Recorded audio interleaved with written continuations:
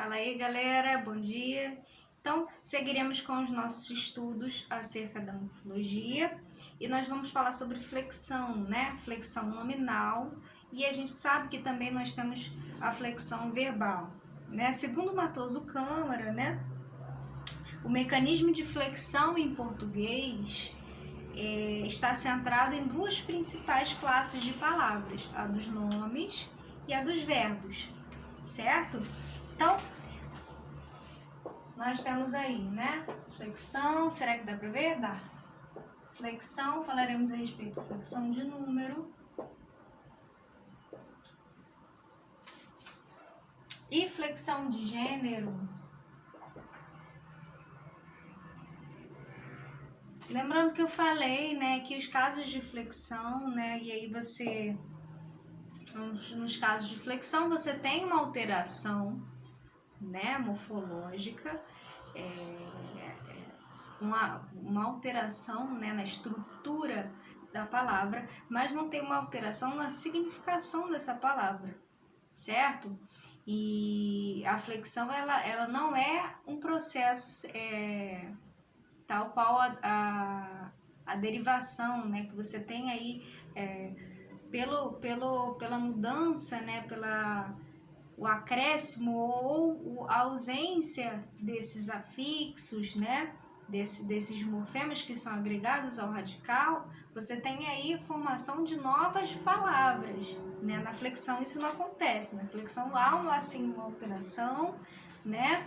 Mas você não tem uma mudança aí na significação da palavra, certo? Então, por exemplo, né, o mesmo exemplo que eu dei na aula, né, na aula online, que nós falamos sobre isso, porque nós falamos sobre flexão e derivação. Por exemplo, no vocábulo bolo, né, o bolos, eu tenho aqui o acréscimo do morfe, né, do morfema, que indica um plural, né, o plural aí, né, e em oposição você tem o bolo, um morfe zero, né, o morfe zero indicando aí o singular, né, o singular nós sabemos que é a ausência dessa desinência aqui, né, desse morfema que indica o plural, né. Então, só que entre essa forma aqui, né, e essa, você não tem uma mudança na significação.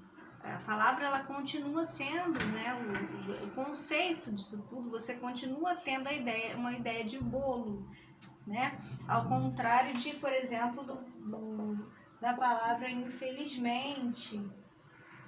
A gente sabe que aí sofre uma derivação, né, prefixal, sufixal, você tem um acréscimo do in, um acréscimo do mente, mas a palavra infelizmente é totalmente diferente, o sentido, né, dela é totalmente diferente de feliz, por exemplo, né? A gente sabe que parte desse mesmo radical, mas é uma outra palavra, né? Então os processos de derivação são formadores de novas palavras com novos significados. Já a flexão não é assim.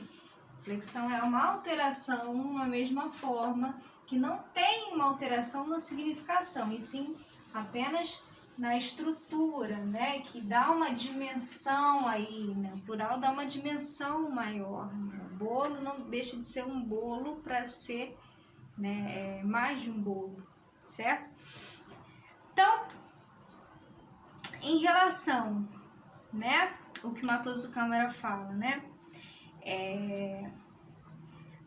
uma forma ela sempre manifesta um significado, a oposição formal entre nomes e verbos, né? Então aí tanto os nomes quanto os verbos, eles vão sofrer flexões também, tá? Os verbos também sofrem flexões, né?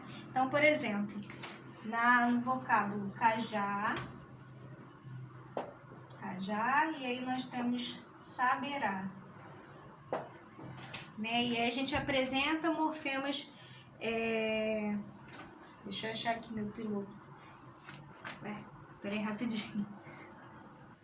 Sabendo que cajá é um substantivo, né? E saberá é um verbo, certo? Se eu apresento nas formas cajá, né, e saberá. O acréscimo desses morfemas, né, o que eu estou querendo dizer aqui, né, esse S, esse morfema, né, ligado aos nomes, indica uma flexão de número, certo? Flexão de número, esse S é uma desinência que marca o plural, né, o plural dos nomes. Ao passo que esse S aqui vai indicar uma desinência que também indica, na verdade, que indica, porque as desinências nos verbos, né, elas são unidas, né? Então, nós temos basicamente 4, mas na verdade nós temos 2 desinências, né? A desinência modo temporal e a desinência número pessoal, que as 4, né? Elas andam ligadas, certo? Então, saberá, né, indica a pessoa, a segunda pessoa do singular, mas ela é uma desinência número pessoal, indica tanto o número quanto a pessoa, né? Então indica uma segunda, esse S indica a segunda pessoa do singular, certo? Já aqui indica o plural dessa forma, né? No nome cajá, né, a gente pode notar que está associado ao valor de número plural, está associado à quantidade, né? No verbo, expressa cumulativamente o valor de pessoa em número. Então, aqui a gente tem esse mesmo morfema, né, esses mesmos morfemas, morfema que indica o plural, e nesse nós temos um morfema cumulativo. Morfema cumulativo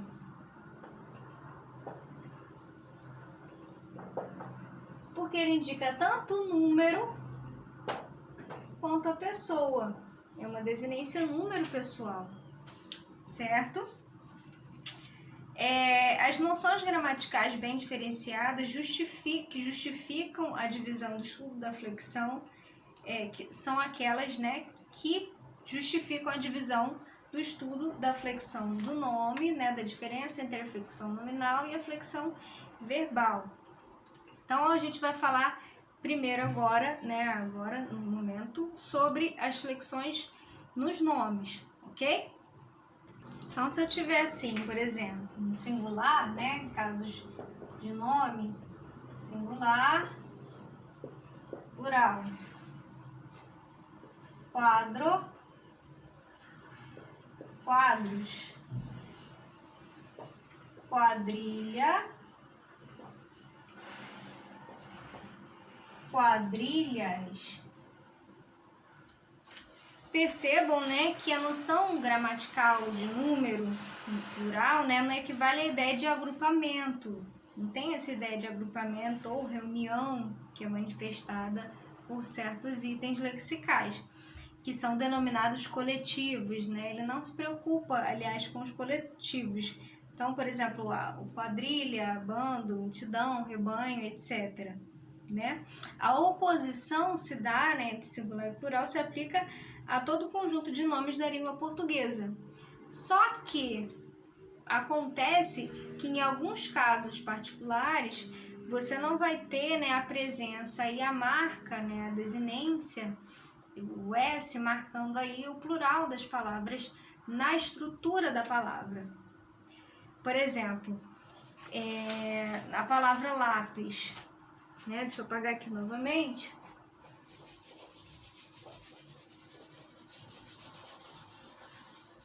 A palavra lápis, por exemplo, ela já apresenta na sua forma o S, né? Que faz parte desse radical, né? Então, a palavra lápis, por exemplo, né? Lápis, ônibus, pires, tórax, né?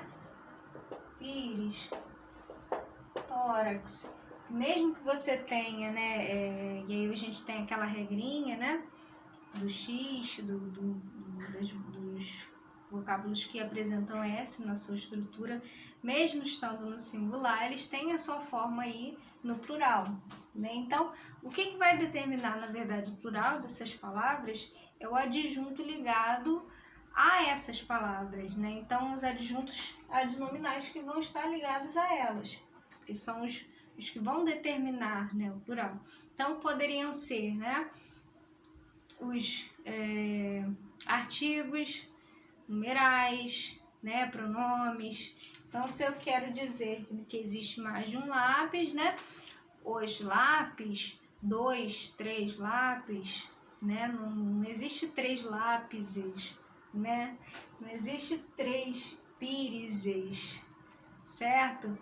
Estes lápis estão aqui sobre a mesa, né? Outros nomes são usados apenas no plural, né? Como quando você fala assim, núpcias, né? A gente só usa no plural, as núpcias, as exéquias, os óculos, por exemplo, né? Não tem como você falar o óculos, né? São os óculos. Então, aí é a obrigação do adjunto concordar sempre no plural, com esses casos aí que você não tem uma forma no singular, certo? Em relação ao gênero, né, também compreende valores em oposição masculino e feminino, né? Sobre o aspecto semântico, e aí eu estou citando também o livro da Wanda, trata-se de uma categorização gramaticalmente estabelecida, como é a categorização dos verbos em 3 conjugações. Então, por exemplo, todos os substantivos eles são categorizados gramaticalmente segundo o gênero. Nem todos, né, são flexionados. Nem todos eles são flexionados. A flexão de gênero é um mecanismo morfológico bastante restrito se comparado à flexão de número, né? Então, aí a gente tem, por exemplo, menina, flor, cor, vítima, criança, vão ser sempre femininos, né? Por exemplo, né? Ela dá aí o exemplo, menina, flor, cor, criança, vítima, né? Eles vão ser sempre femininos. Independente de representarem ou não a noção de sexo ou de serem ou não uma marca morfológica de flexão. Então, a flexão, quando aparece, ela vai ser redundante, né, nesse caso, porque o gênero é sempre indicado. Então, a criança, né, enfim. A marca principal do gênero não é representada, portanto, pela flexão do substantivo, mas pela possibilidade de emprego do artigo definido. Então, na verdade, nesses casos, né, o artigo, né, sendo masculino ou feminino, a possibilidade de ter um artigo feminino ou masculino é que vai indicar, na verdade, essa flexão, né, nos substantivos. Então, por exemplo, a menina, a flor, né, a cor vermelha, né, uma vítima, né, e aí colocando o artigo, né, no indefinido, o artigo indefinido, minha criança, certo? Em relação aos graus, né, o grau diminutivo é frequentemente usado para expressões de diferentes sentidos, indicando tamanho, pode indicar afetividade, pode indicar desvalorização social, né? Se você tem um emprego, né, por exemplo, tanto do diminutivo, do aumentativo, você tem essas possibilidades desses múltiplos sentidos, né, que esse sufixo in apresenta. Né? Então, a gente tem, por exemplo, nos adjetivos, né, o aumentativo, ele vem também usado para referências que extrapolam o valor físico do tamanho, né? No caso do aumentativo, é sapatão, mulherão, né, calçadão, certo? Então, aí nos adjetivos, a expressão do grau superlativo, né, o sufixo usíssimo, ílimo, érrimo, felicíssimo, né, facílimo, nigérrimo, certo? Quanto à expressão do grau, né, você tem, os falantes sabem muito bem tirar proveito de muitos valores derivados, né, da ideia de tamanho e de intensidade. Em relação a isso, eu queria até falar que em algumas gramáticas, né, por exemplo, o Bechara, eles não consideram o grau como caso de flexão, porque o grau você tem, dependendo do contexto, em algumas situações, você tem aí, apresenta, na verdade, uma outra palavra com um sentido diferente. Então, por exemplo, você tem a barca, né? Por exemplo, no caso até de gênero mesmo, né? Você tem, em alguns casos, uma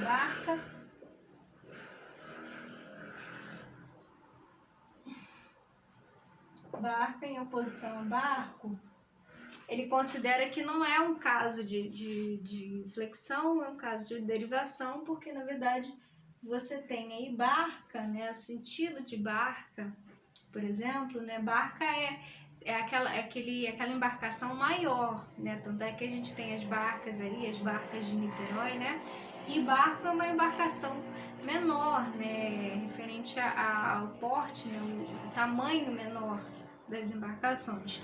Então aí você tem, né, uma oposição de gênero, certo? Masculino, a barca ou barco, né? Você pode até incluir o artigo, mas você tem sentidos diferentes, você tem ideias, você tem até casos diferentes aí, objetos diferentes, né? Então, em alguns casos, por exemplo, nesses, né, é que o Bechara, por exemplo, ele considera que não sejam casos de flexão e sim de derivação, por você ter uma alteração na palavra.